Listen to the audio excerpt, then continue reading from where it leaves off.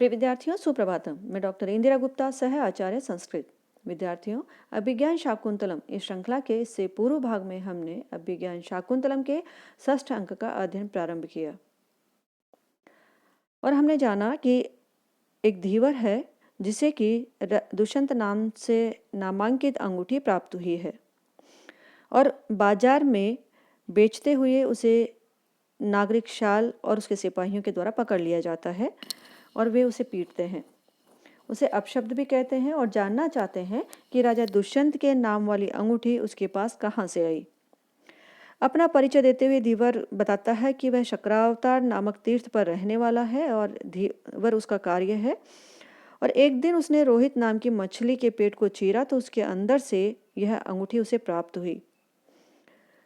उसने इस अंगूठी को चुराया नहीं है। नागरिक शाल अंगूठी के यथार्थ रहस्य को जानने के लिए राजा के पास जाता है। राजा अंगूठी को देख और प्रसन्न होकर धीवर को अंगूठी के मूल्य के बराबर पुरस्कार देता है। अंगूठी मिल जाने से राजा दुष्यंत को शकुंतला की स्मृति हो आती है। दुर्वासा के शाप का अंत हो जाता है। सानुमति नाम की एक अप्सरा जो शकुंतला की माता मेनका की सखी है, वह राजा दुष्यंत के समाचार को जानने के लिए पृथ्वी पर आई है और देखती है कि वसंतोत्सव रोक दिया गया है। सानुमति अदृश्य रहते हुए उद्यान में रहने वाली दासियों और कंचुकी की वार्ता को सुनती है। अंगूठी को देखकर महाराजा को पश्चाताप हो रहा है। वह इसे भी देखती है और अनुभव करती है और प्रसन्नता का अनुभव करती है कि राजा आज भी शकुंतला को याद करते हैं। राजा को स्मृति हो आ रही है शकुंतला की और विचार कर रहे हैं। प्रथम सारंग अक्षया प्रियया प्रतिबोध्यमानम अपि सुप्तम अनुशय दुखाइदम हत हृदयम संप्रति विबोधम।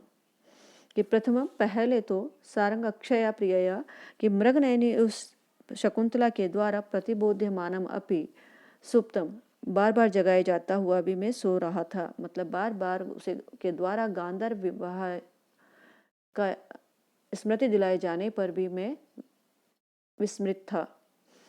और अब इदम हत हृदयम, और अब यह जो दुष्ट हृदय है अनुशय दुखाए अत्यधिक दुख के लिए या पश्चाताप के दुख के लिए विबुधम जाग गया है, अर्थात इसको अब स्मृति में हो आया है। अतः बार बार मुझे पश्चाताप हो रहा है, उस पश्चाताप से मैं दुखी हो रहा हूँ। विदूषक कहता है कि आपको धैर्य रखना चाहिए। इस प्रकार से वह सांत्वना दिलाता है। राजा फिर उसे कहता है कि नहीं दोस्त मित्र, विपत्तियां छिद्र पाकर आ घेरती हैं और एक साथ कई विपत्तियां एक साथ आती हैं, और उसके लिए वह कहता है मुनिसुता प्रणय स्मृति रोधिना मम च मुक्तम इदम तमसा मनः मनसि जैन सखे प्रहरिष्यता धनुषि चूत सरश्च निवेशिता। के सखे के मित्र, मुनिसुता प्रणय स्मृति रोधिना कि मुनि कर्ण के पुत्री के प्रेम व्यापार की स्मृति को रोकने वाले तमसा अज्ञान के द्वारा या अंधकार के द्वारा या मोह के द्वारा, मम इदम मन है मेरा यह मन, मुक्तम च अब उस अज्ञान के द्वारा मुक्त कर दिया गया है। मेरा जो यह मन है अब उस अज्ञान से दूर हो गया है, मोह से दूर हो गया, उसे स्मृति हो आई है। किंतु मनसिजेन प्रहरिषता प्रहार करने के इच्छुक कामदेव के द्वारा धनुषी अपने धनुष पर चूत सरश्च निवेशिता जो आम्र मंजरी रूपी जो बाण है वह चढ़ा दिया गया है। जैसा कि हमने पहले भी पढ़ा था कि जो कामदेव है उसके पुष्प के बाण कहे जाते हैं। यहाँ पर भी उसी बात को कहा गया है कि जो कामदेव है उसने अपने धनुष पर बाण चढ़ा दिया है। कहने का है कि वसंत ऋतु आ गई है और इसी समय पर मुझे शकुंतला का भी बहुत बहुत स्मरण हो रहा है। मुनिसुता प्रणय स्मृति रोदिना मम च मुक्तम इदम तमसा मन है कि जो महर्षि कर्ण की पुत्री शकुंतला पर जो मेरी प्रेम की स्मृति थी उसको रोक देने वाले जो अज्ञान था, इस अंगूठी के मिलने से मुझे इसकी स्मृति हो आई है, वह अज्ञान या मोह समाप्त हो गया है, उसके द्वारा मैं मुक्त कर दिया गया हूँ। मनसिजेन सखे प्रहरिषता, किंतु हे मित्र, प्रहार करने के इच्छुक मनसिजेन कामदेव के द्वारा धनुषी चूत सरश्च निवेशिता, अपने धनुष पर आम्रमंजरी रूपी बाण चढ़ा लिया गया है, अर्थात अब मैं काम से पीड़ित किया जा रहा हूँ। विदूषक कहता है तो ठीक है, मैं उसे तोड़ देता हूँ। राजा कहता है कि नहीं, मैंने तुम्हारा तेज देख लिया है, अब तुम रहने दो। साथ ही विदूषक से ये भी कहता है कि अब हमें कहाँ चलना चाहिए। विदूषक कहता है कि आपने ही तो समीप में खड़ी हुई दासी से, जो चतुरिका है, उसको आदेश दिया था कि माधवी लता कुंज में मैं समय व्यतीत करूंगा और तुम वहीं पर शकुंतला के चित्रफलक को लेकर आना। राजा कहता है तो ठीक है, चित्र आएगा, उसी के देख करके और समय व्यतीत करेंगे। और इस प्रकार से राजा वहाँ उपस्थित रहता है। राजा जो है विचार कर रहा है कि इतः प्रत्यादेशात स्वजनम अनुगंतुम व्यवसिता स्थिता तिष्ठ इति उच्चै वदति गुरुशिष्ये गुरुसमे पुनः दृष्टि वाष्प प्रसर कलुषाम अर्पितवती मयि क्रूरे यत् सविषम एव शल्यम दहति माम।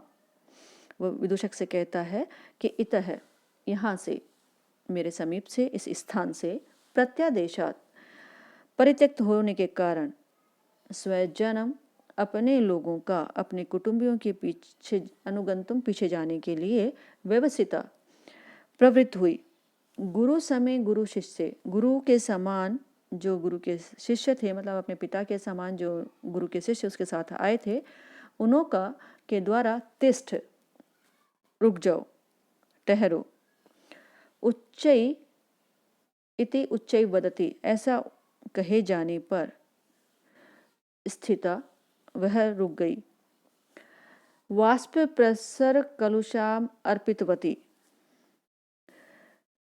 वाष्प प्रसर, आंसुओं के प्रवाह से, कलुषाम, मलिन, दृष्टि को पुनः बार बार मुझ पर डालते, अर्पितवती, मुझ पर डालते हुए, सविषम इव, विषैले शल्यम, विषैले बाण के समान, विषैले शल्य के समान, मई,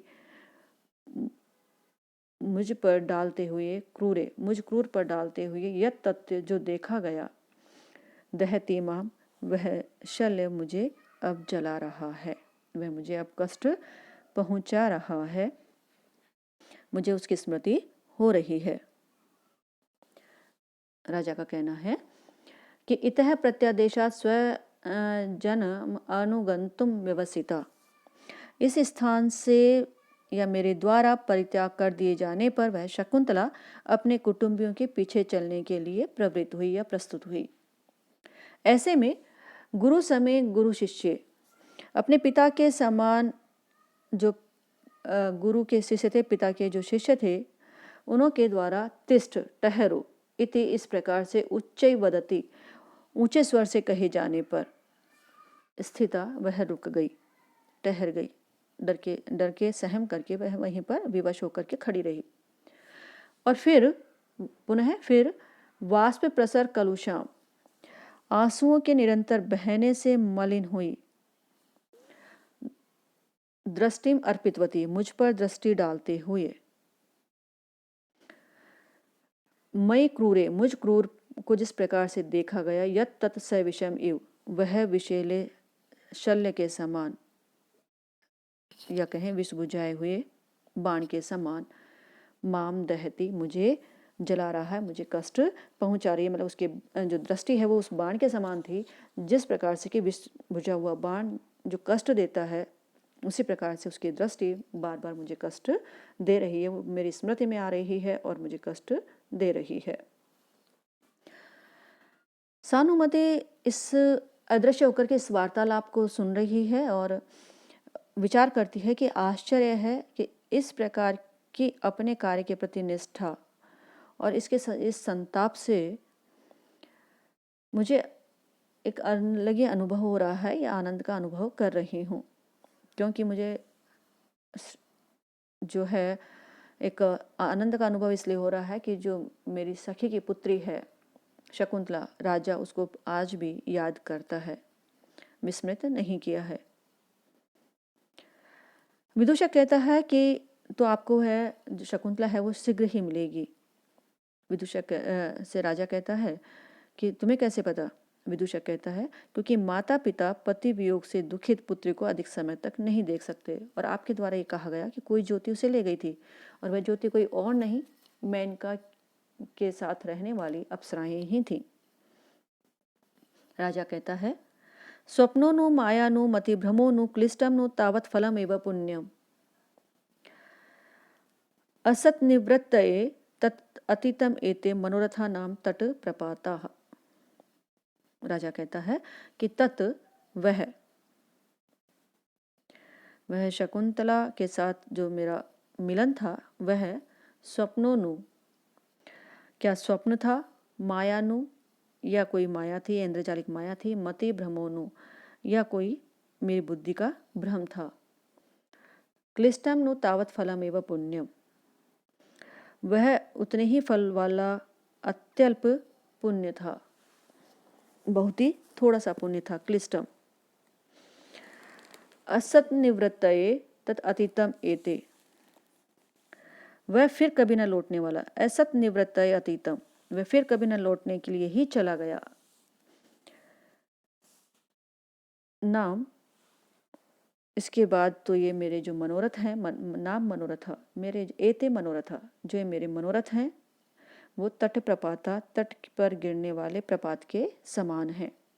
कहने का है तब मनोरथा नाम तट प्रपात एक सूक्ति है जिसका तात्पर्य है कि मनोरथ या इच्छाएं तट से गिरने वाले प्रपात के समान होती हैं और अनंत होती हैं। ये इच्छाएं निरंतर पैदा होती हैं और नष्ट होती हैं और पुनः पैदा होती हैं, इनका कोई अंत नहीं होता। तो इसलिए उसी के समान अपने वो इच्छाओं को कहता है कि अब मेरी इच्छाएं तो अनंत हैं, लेकिन इच्छाओं पूरी हों ऐसा आवश्यक नहीं है। अब मेरी ये तट पर जिस प्रकार से जो लहरें टकराती हैं, प्रपात टकराता है, उसी प्रकार से मेरा भी ये मनोरथ है। स्वप्नो नु माया नु मति भ्रमो नु क्लिष्टम नु तावत फलम एवं पुण्यम, यह जो शकुंतला के साथ समागम था या उसके साथ जो प्रेम था वह क्या स्वप्न था या कोई इंद्रजालिक माया थी या मेरी बुद्धि का भ्रम था या उस सीमित काल तक भोगने वाला कोई क्षीण होने वाला पुण्य था। लेकिन असत निवृत्त तत् अतीतम, लेकिन वह फिर न लौटने के लिए चला गया। एते मनोरथा, और मेरे जो मनोरथ हैं, जो मेरी इच्छाएं हैं उससे मिलने की, वो सब नाम तट प्रपाता, मेरे जो मनोरथ हैं वे तट पर गिरने वाले प्रपात के समान हैं। इस प्रकार से राजा अपने जो मनोरथ हैं या अपनी इच्छाएं हैं उनको तट प्रपात के समान कहता है, या ये कहता है कि शकुंतला को मैं अब स्मृति मिला रहा हूं लेकिन वह फिर से न लौटने के लिए चली गई है। राजा उस अंगूठी को भी उलाहना देता है और कहता है तब सुचरितम अंगुलीय नूनम प्रतनु ममेव विभावेते फलेन अरुण नख मनोहर आसु तस्याच्युतम असि लब्ध पदम यद अंगुलीषु, कि अंगुलीय हे अंगूठी, तब सुचरितम तेरा पुण्य मम एव मेरे ही समान, नूनम निश्चित रूप से, प्रतनु थोड़ा ही था, अत्यल्प था, विभाव्यते फलेन, फलेन विभाव्यते, यह बात तेरे द्वारा जो परिणाम प्राप्त हुआ है तुझे उससे ज्ञात होती है। फल से प्राप्त होती है मतलब परिणाम से प्राप्त होती है, देखी जाती है, ज्ञात होती है। यत जो अरुण नख मनोहरासु तस्या अंगुलीषु,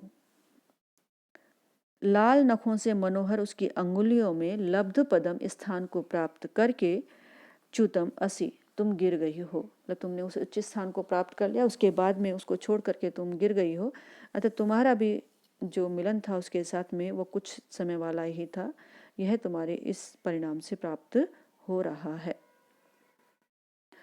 तब सुचरितम अंगुलीयम नूनम प्रतनु ममेव विभाविते फलेन, कि अंगूठी तेरा पुण्य मेरी ही तरह अवश्य ही बहुत थोड़ा था, ये बहुत थोड़ा है, यह तेरे द्वारा अनुभूत फल से ज्ञात होता है, यह परिणाम से ज्ञात होता है जो कि तुम उसके हाथ से गिर गई हो। अरुण नख मनोहरासु तस्या अंगुलिषु, जो लाल नखों से युक्त मनोहर उस शकुंतला की अंगुलियों में स्थान पा करके लब्ध पदम स्थान को प्राप्त करके च्युतम असी तुम गिर गई हो। हे अंगूठी, तेरा पुण्य मेरी ही तरह बहुत कम था या कम है, जो कि तुम्हारे इस परिणाम से ज्ञात होता है। तुम्हारा परिणाम यह है कि तुमने भी उसके स्थान को प्राप्त किया और फिर गिर गई, उससे वियुक्त हो गई, जिस प्रकार से कि वह मुझे भी प्राप्त हुई और फिर मेरे द्वारा त्याग दी गई, उसी प्रकार से तुम्हें भी वह प्राप्त हुई लेकिन तुम्हारे द्वारा वह त्याग दी गई। इस परिणाम से तुम्हारा भी जो पुण्य है वो मेरे समान अत्यल्प रहा। विदूषक कहता है कि नामांकित अंगूठी किस प्रकार से तुमने उस शकुंतला को पहुंचाई, तो राजा कहता है कि नगर से प्रस्थान करते हुए या अपने आश्रम से नगर के लिए प्रस्थान करते हुए मुझे प्रिया शकुंतला ने आंखों में आंसू भरकर कहा था कि आर्यपुत्र, आप कितने दिनों में मुझे अपना समाचार देंगे। और ऐसे में मेरे द्वारा उसको यह अंगूठी दी गई और मैंने पहनाते हुए उस अंगूठी को और उसे कहा था कि इस अंगूठी पर प्रत्येक दिन एक एकम दिवसे मदियम नाम अक्षरम गणय गच्छसि यावत अंतम तावत प्रिय मत अवरोध गृह प्रवेशम नेता जनः तव समीपम उपेष्यति इति, कि मैंने उससे कहा था कि एक एकम अत्र दिवसे दिवसे मदियम नाम अक्षरम गणय गच्छसि यावत अंतम, कि इस अंगूठी पर अत्र इस अंगूठी पर दिवसे दिवसे प्रतिदिन मदियम नाम अक्षरम, जो मेरे मदियम नाम अक्षरम एक एकम गणय, प्रत्येक दिन एक एक मेरे नाम के अक्षर को गिनना, यावत अंतम गच्छसि, जब तक तुम अंतिम अक्षर पर जाओगी, मेरे नाम के अक्षरों की समाप्ति तक पहुंचोगी, तावत तब तक मद अवरोध गृह प्रवेशम नेता, मेरे अंतःपुर में प्रवेश के लिए ले जाने वाला नेता, ले जाने वाला जन है व्यक्ति, तव समीपम उपेष्यति इति, तुम्हारे समीप पहुंच जाएगा। इस प्रकार मैंने उससे कहा था, लेकिन वह मेरे द्वारा नहीं किया गया। यह कार्य मुझ क्रूर हृदय ने अज्ञानवश नहीं किया, अपितु उसके आने पर भी मैंने उसका तिरस्कार किया। इस प्रकार से राजा पश्चाताप मनाता है और कहता है कि एक एकम अत्र दिवसे दिवसे मदियम नाम अक्षरम गणे गच्छसि यावत अंतम तावत प्रिय मद अवरोध गृहे प्रवेशम नेता तव जनः तव समीपम उपेष्यति इति। वह कहता है कि अंगूठी को देते वक्त मैंने कहा था, उस समय मैंने कहा था कि जब तुम एक प्रतिदिन इस अंगूठी के एक एक अक्षर को गिनोगी और अंतिम अक्षर तक पहुंचोगी, तब तक तुम्हें अंतःपुर को ले जाने वाला कोई व्यक्ति तुम्हारे समीप पहुंच जाएगा। हे प्रिय शकुंतले, अत्र इस अंगूठी पर दिवसे दिवसे प्रतिदिन मदियम नाम अक्षरम, मेरे नाम के अक्षर के एक एक कम गणय, एक एक अक्षर को गिनना, गच्छसि यावत अंतम, जब तक तुम समाप्ति तक पहुंचोगी, तावत तब तक प्रिय शकुंतले मद अवरोध गृह प्रवेशम नेता, मेरे अंतःपुर में प्रवेश के लिए ले जाने वाला व्यक्ति, तव समीपम उपेष्यति इति, तुम्हारे समीप पहुंच जाएगा। और फिर वह शोक मनाता है कि अज्ञानवश मैंने ऐसा नहीं किया। तो विदूषक कहता है कि तो यह अंगूठी वहां से चली कैसे गई, रोहित नाम की जो मछली के पेट के अंदर ये अंगूठी प्राप्त हुई है, तो वहाँ उसके हाथ से वह कैसे गिर गई। राजा कहता है कि सची तीर्थ की वंदना करते हुए तुम्हारी सखी के हाथ से गंगा की धारा में यह गिर गई थी, और इस प्रकार से अब वह उसे प्राप्त हुई धीवर को। कथम नु तम और उसके बाद में वह जो है अंगूठी को उलाहना देता है कि कथम नु तम बंधुर कोमल अंगुलिम करम विहायसी निमग्नम अंबसी, अथवा अचेतनम नाम गुणम न लक्ष्ये मया एव कस्मात् अवधीरिता प्रिया।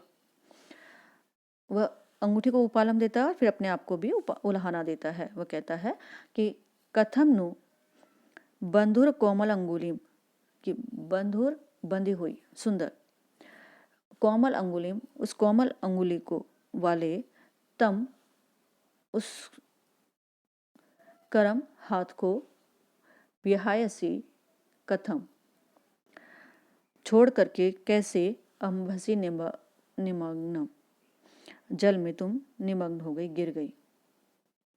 अथवा अचेतनम नाम गुणम न लक्ष्य, फिर वो कहता है कि भले ही अचेतन वस्तु किसी के गुण को नहीं देखती है, भले ही शकुंतला कितनी गुणी है, उसके हाथ कितने ही सुंदर हो, लेकिन अचेतन वस्तु है अंगूठी, अतः यह उसके गुणों को नहीं देख सकती। लेकिन मया एव, कि मेरे द्वारा ही, जो मैं चेतन हूँ उसके द्वारा ही, कस्मात अवधरिता प्रिया, किस प्रकार से, मैंने ही कैसे अपनी प्रिय शकुंतला का अवधरिता तिरस्कार कर दिया। इस प्रकार से फिर वह अपने आप को भी उपालंब देता है। कहता है कि कथम नु तम बंधुर कोमला अंगुलिम कथम करम विहायसी निमग्नम अंबसी, कि सुंदर और कोमल अंगुलियों वाले उस हाथ को छोड़कर तुम कैसे जल में निमग्न हो गई। अथवा अचेतनम नाम गुणम न लक्ष्य, अचेतन वस्तुएं भले ही किसी वस्तु विशेष के गुणों को नहीं देखती या किसी व्यक्ति विशेष के गुणों को नहीं देखती, किंतु मया एव, मेरे ही द्वारा, प्रिया शकुंतला कस्मात अवधीरिता, कैसे शकुंतला का तिरस्कार किया गया। इस प्रकार से वह शोक मनाता है और अब विदूषक से इस संबंध में वार्ता करता है। सानुमति उसके इस वार्ता को, विदूषक और राजा की इस वार्ता को सुन रही है। इससे आगे अगले भाग में। धन्यवाद।